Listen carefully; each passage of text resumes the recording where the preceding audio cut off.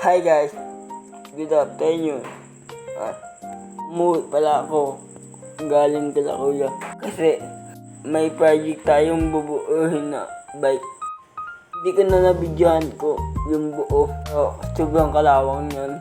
Salamat pala tito sa binigay niyong bike. Bubuuhin ko na lang kaysa mabulok. Hiningi ko lang yan tapos binigay naman agad. At pala sa kay tita, thank you din po sa inyo. Ayan pala yung bike ko.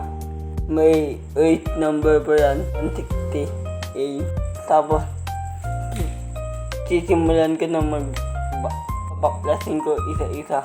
Sobrang kalawang ko talaga. Halos lahat palitin na.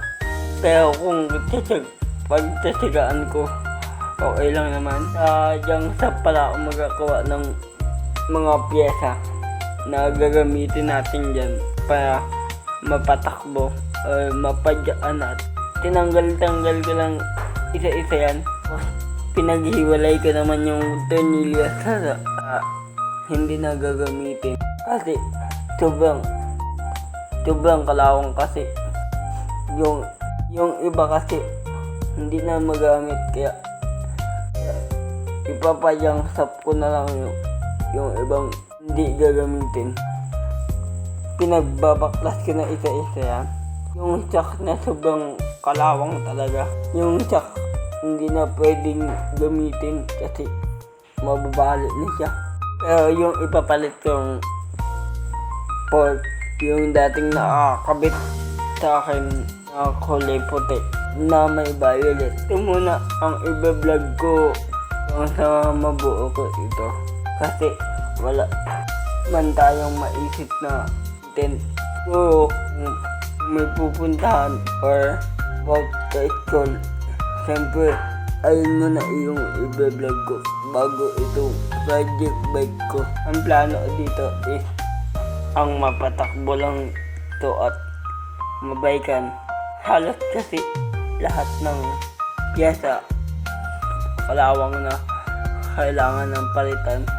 Sabi nga ni tito, basta buuhin ko lang daw ito.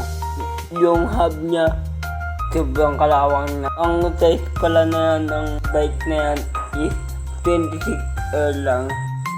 Medyo makapal pa yung gulong lang kasi naulanan. Good na good pa. Mga hub butas-butas na dahil sa kalawang. Yung shifter yan naman is gumagana pa naman. Buti nga gumagana pa lang yan Kung hindi, kamot na naman. Pero mabubuo ko talaga siya na hintay-hintay lang. Ito, tapos na ako. Pawisan talaga ako dyan. Kita naman dyan, pagbabaklas pa lang, sobrang hirap na. Kaya ko naman. Tapos ito, nabaklas ko na lahat. Mga rotor, mga upuan, mga light cable. Tapos itong contacts niya yung kalawang din. Tapos ito naman yung itabi kong mga gagamitin natin. Itong padyakan sobrang kalawang, sandal ko na lang yan. Yung hub na yan sobrang kalawang din, kaya papalitan ko din. Dito muna magtatapos sa aking vlog. Salamat sa panonood. Bye! Peace!